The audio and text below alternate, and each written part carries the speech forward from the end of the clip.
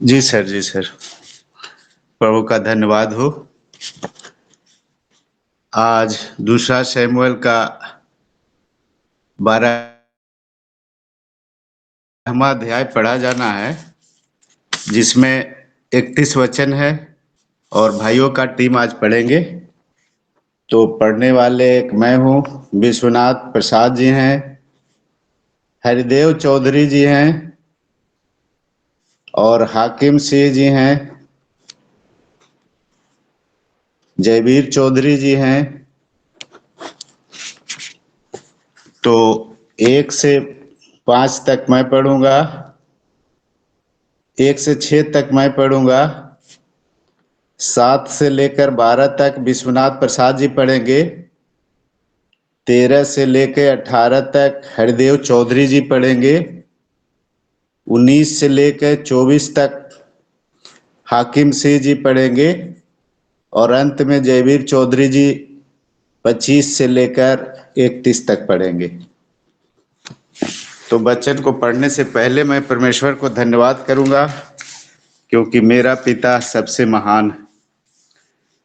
धन्यवाद धन्यवाद धन्यवाद धन्यवाद धन्यवाद धन्यवाद। पवित्र पवित्र पवित्र सामर्थी यहोवा, धन्यवाद करते हैं प्रभु जी। तू कितना महान है, कितना अच्छा है, कितना भोला है, कितना सुंदर है।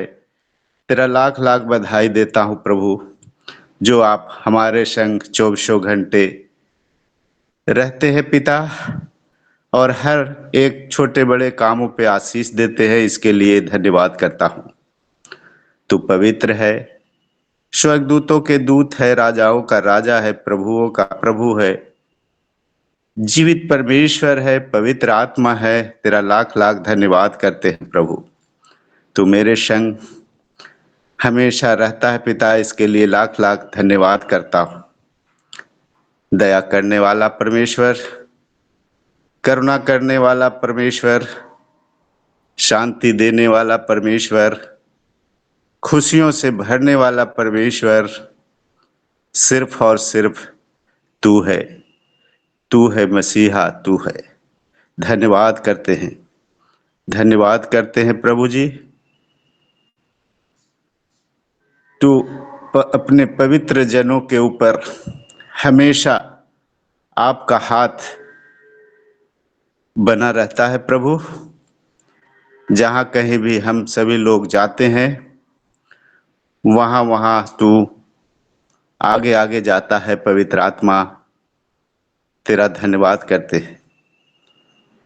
आपके रहने से ही हम आशीषित होते हैं। आपके रहने से ही हम जहाँ कहीं भी जाते हैं प्रभु जी, आप हमें रास्ता बताते हैं और वो काम सही दिशा में होता है पिता। इसके लिए धन्यवाद करते हैं। पवित्र आत्मा, जो इस समय बीमार हैं वो चंगे हो जाएं, जो आर्थिक तंगी परेशानी में है उनको सारी परेशानियां दूर हो जाए, और जो इस समय काम को कर रहे हैं, मकान बनाने का, मंदिर बनाने का, वो प्रभु जी आप उसमें सहायता और मदद कीजिए। जो शादी विवाह के लिए बच्चे तैयार हैं प्रभु, बेटे और बेटियां उस योग्य हो गया है पिता परमेश्वर, उन सभी को आप वर वधू देने की कृपा करें, क्योंकि सब कुछ आप ही के हाथों में है परमेश्वर।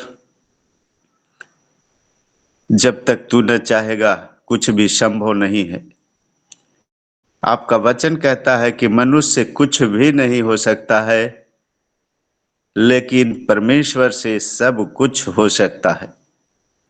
धन्यवाद करते हैं पिता। तो हम सब पवित्र जनों के ऊपर दया कर, जितने भी हमारे भाई बहन दास दासी लुकिंग इनटू जीसस में जुड़े हुए हैं प्रभु, और किसी कारणवश नहीं जुड़ पाए हैं प्रभु जी, उन सभी को बहुतायत से आशीष दीजिए पिता परमेश्वर। धन्यवाद करते हैं। सारा आदर, महिमा, इज्जत, गौरव, जलाल आपको देते हैं और मधुर मीठे नाम से आशीष मांगते हैं। सुन और कबूल कर पिताजी। आमीन, आमीन, आमीन। आइए परमेश्वर का हम वचन को पढ़ेंगे। सभी लोग ध्यान पूर्वक सुने और मनन करें। शीर्षक में लिखा है, नातान द्वारा दाऊद को संदेश। तब यहोवा ने दाऊद के पास नातान को भेजा और वह उसके पास जाकर कहने लगा, एक नगर में दो मनुष्य रहते थे, जिनमें से एक धनी और एक निर्धन था।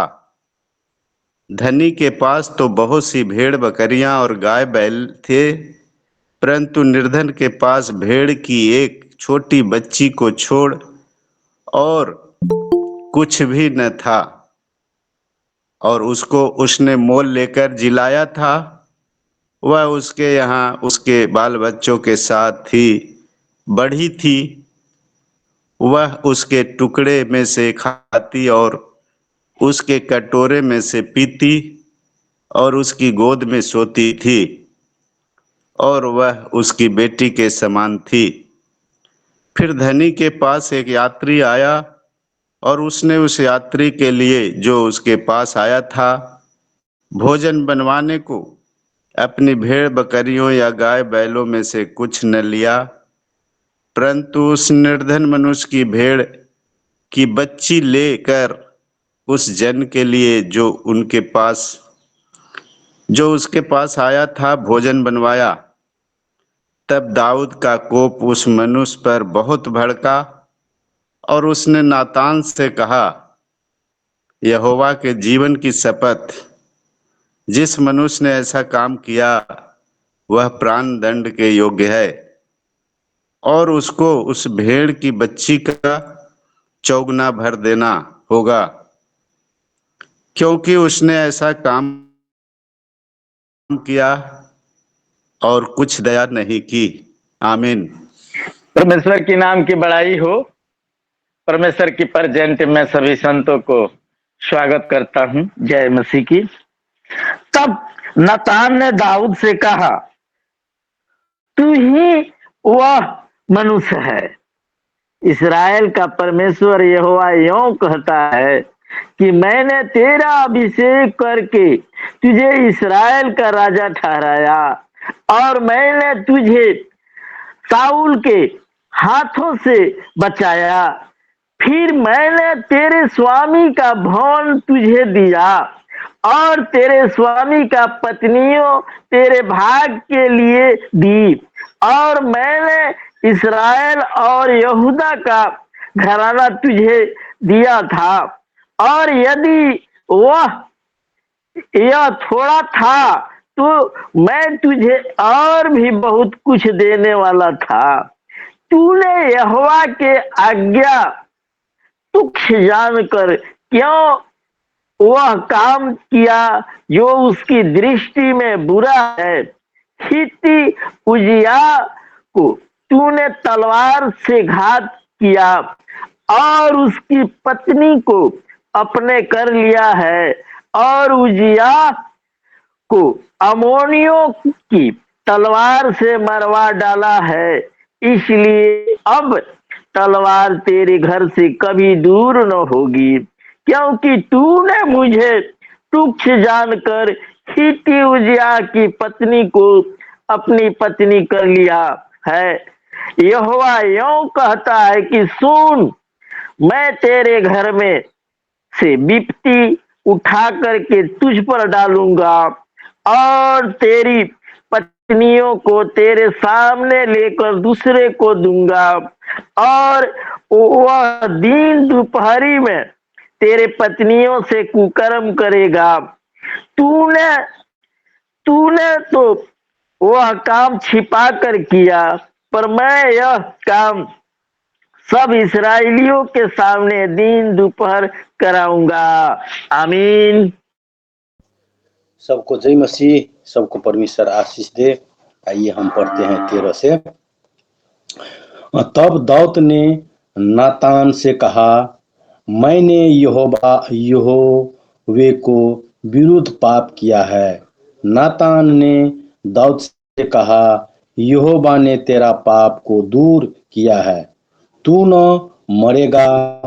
तो भी तू ने जी इस काम के द्वारा यहोवा के शत्रुओं को तिरस्कार करने का बड़ा अवसर दिया है। इस कारण तेरा जो बेटा उत्पन्न हुआ है वह अवश्य ही मरेगा। 15 तब नातान अपने घर चला गया। जो बच्चा उरियाह की पत्नी से दाऊद के द्वारा उत्पन्न हुआ था वह यहोवा का मारा बहुत रोगी हो गया। अतः दाऊद उस लड़के के लिए परमेश्वर से विनती करने लगा और उपवास किया और भीतर जाकर रात भर भूमि पर पड़ा रहा। तब उसके घराने के पुरनिये उठकर उसे भूमि पर से उठाने के लिए उसके पास गए, परंतु उसने न चाहा और उसने संग रोटी न खाई। 7वें दिन बच्चा मर गया। दाऊद के कर्मचारी उसके बच्चे के मरने का समाचार देने से डरे। उन्होंने कहा, जब तक बच्चा जीवित रहा तब तक उसने हमारे समझाने पर मन न लगाया। यदि हम उसके बच्चे के मर जाने का हाल सुनाए तो वह बहुत ही अधिक दुखी होगा। आमीन। सबको जय। को आपस में पुष्प बरसाते देखकर दाऊद ने जान लिया कि बच्चा मर गया। तो दाऊद ने अपने कर्मचारियों से पूछा, क्या बच्चा मर गया? उन्होंने कहा, हाँ, मर गया। तब दाऊद भूमि पर से उठा और नहाकर तेल लगाया और वस्त्र बदला। तब यहोवा के भवन में जाकर दंडवत की। फिर अपने भवन में आया और उसकी आज्ञा पर रोटी उसको परोसी गई और उसने भोजन किया। तब उसके कर्मचारियों ने उससे पूछा, तूने ये क्या किया? यह क्या काम किया है? तब जब तक बच्चा जीवित रहा तब तक तू उपवास करता हुआ रोता रहा, परंतु जो ही बच्चा मर गया तो ही तू उठकर भोजन करने लगा। उसने उत्तर दिया, जब तक बच्चा जीवित रहा तब तक तो मैं यह सोचकर उपवास करता और रोता रहा कि क्या जाने यहोवा मुझ पर ऐसा अनुग्रह करे कि बच्चा जीवित रहे, परंतु अब वो मर गया। फिर मैं उपवास क्यों करूं? क्या मैं उसे लौटा ला सकता हूं? मैं तो उसके पास जाऊंगा, परंतु वो मेरे पास लौट कर नहीं आएगा। 23 पढ़ने 24 तक। जी सर, जी सर। आइए परमेश्वर की जीवित कलाम को हम सब पढ़ने जा रहे हैं। परमेश्वर पिता की धन्यवाद देते हैं। आज हमारे जितने भी पवित्र परमेश्वर की जन और लुक इन जीसस में जुड़ा हुआ है सबके प्रभु आशीष दे ताकि आप परमेश्वर की महिमा हो सके। आइए हम दूसरा सामुएल का 12 अध्याय का 25 तक पढ़ते हैं। 25 से। और उसने नतान भविष्य वक्ता के द्वारा संदेश भेज दिया और उसने यहोवा के कारण उसका नाम एदी दाह रखा। इस बीच ओआब ने अमोनियों के रब्बा नगर से लड़कर राजनगर को ले लिया। तब ओआब ने दूतों से दाऊद के पास ये कहला भेजा, मैं रब्बा से लड़ा और जलवाले नगर को ले लिया है, इसीलिए अब रहे हुए लोगों को इकट्ठा करके नगर के विरुद्ध छावनी डालकर उसे भी ले ले। ऐसा न हो कि मैं उसे ले लूं और वो मेरे नाम पर कहलाए। तब दाऊद सब लोगों के इकट्ठा करके रब्बा को गया और उससे युद्ध करके उसे ले लिया। तब उसने उनके राजा का मुकुट, जो तौल में किकार भर सोने का था और उसमें मणि जड़े थे, उसको उसके सिर पर से उतारा और वो दाऊद के सिर पर रखा गया। फिर उसने उस नगर से बहुत ही लूट पाई। उसने उसके रहने वालों को निकालकर आरों से दो दो टुकड़े कराया और लोहे के हेगे उन पर फिरवाए और लोहे की कुल्हाड़ियों से उन्हें कटवाया और ईंट के पजावे में से चलवाया। और अम्मोनियों के सब नगरों से भी उसने ऐसा ही किया। तब दाऊद समस्त लोगों समेत यरूशलेम को लौट गया। आमीन, आमीन, आमीन। आमीन आमीन। आमीन आमीन। धन्यवाद भाइयों का टीम, हमेशा तैयार होते हैं परमेश्वर के वचनों को पढ़ने के लिए, ताकि हम सबको परमेश्वर के आशीष बरकतें मिले। धन्यवाद और मिले प्रभु को। हालेलुया।